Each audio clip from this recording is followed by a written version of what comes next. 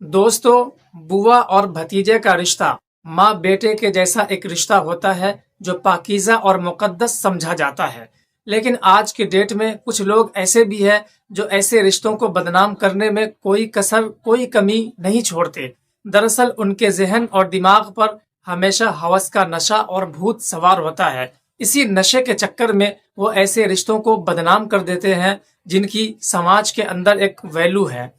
एक बुआ जो पहले से ही शादीशुदा थी और 5 बच्चों की माँ होती है, वो अपने पति से अनबन करके अपने मायके चली आती है। मायके में जब अपने 16 साल के नाबालिग भतीजे को देखती है जो कि उसके बेटे के उम्र का होता है, तो उस पर दिल हार बैठती है और उसके साथ वो सब कुछ करती है जो एक बुआ को अपने भतीजे के साथ बिल्कुल भी शोभा नहीं देता और नहीं करना चाहिए। लेकिन वो अपने भतीजे के साथ अफेयर में पड़ जाती है और नाजायज संबंध दोनों के बीच बनने लगता है।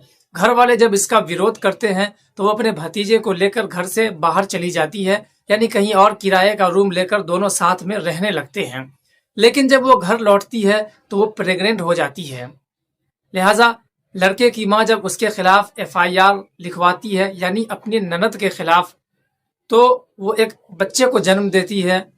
जेल से आने के बाद जब इसका केस ट्रायल पर होता है तो जज एक ऐसा फैसला सुनाते हैं जिसे सुनकर उस औरत का रूह कांप जाता है। समाज में एक ऐसा मैसेज जाता है जिससे कि ऐसे लोगों के दिमाग में जो हवस का नशा चल रहा होता है उसके लिए ये एक सीख है।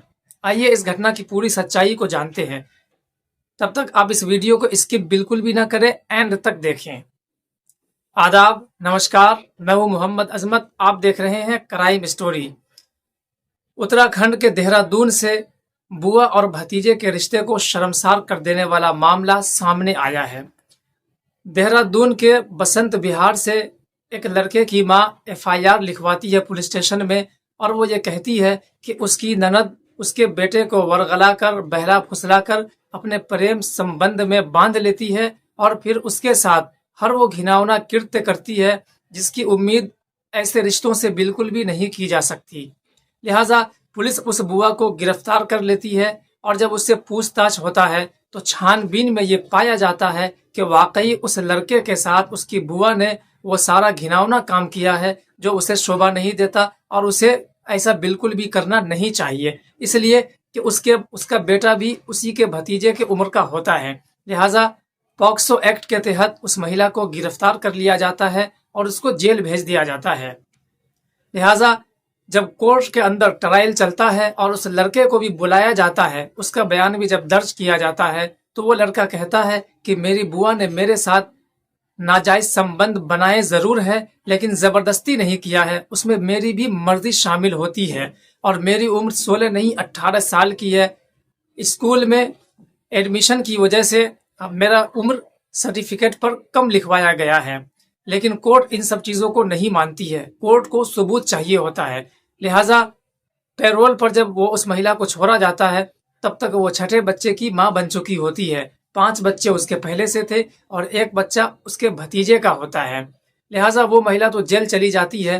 कोर्ट उसको 20 साल की सजा सुनाती है। लेकिन मेरा आप लोगों से सवाल है कि उनके जो 5 छोटे छोटे बच्चे हैं उनका क्या कसूर है जो अपने माँ के बगैर उनको जिंदगी गुजारनी पड़ेगी और पूरी जिंदगी इस कलंक को अपने सर पर लेकर जीना पड़ेगा समाज के अंदर जो उसके दामन पर उसकी माँ ने लगाया है।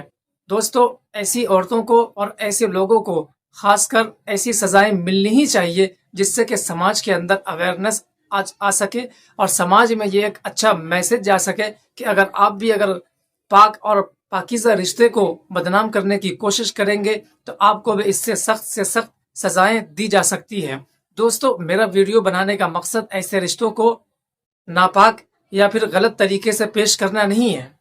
मेरा वीडियो बनाने का मकसद असल ये है कि ऐसी घटनाएं जो समाज के अंदर होती है लेकिन आम लोगों तक नहीं पहुंच पाती है, आम लोगों तक ऐसी घटनाओं को पहुंचाना है ताकि अपने बच्चों की सही से हिफाजत कर सके और उनके सुरक्षा का खास ख्याल रख सके ताकि हमारे बच्चे ऐसे गलत रास्ते पर ना जा सके।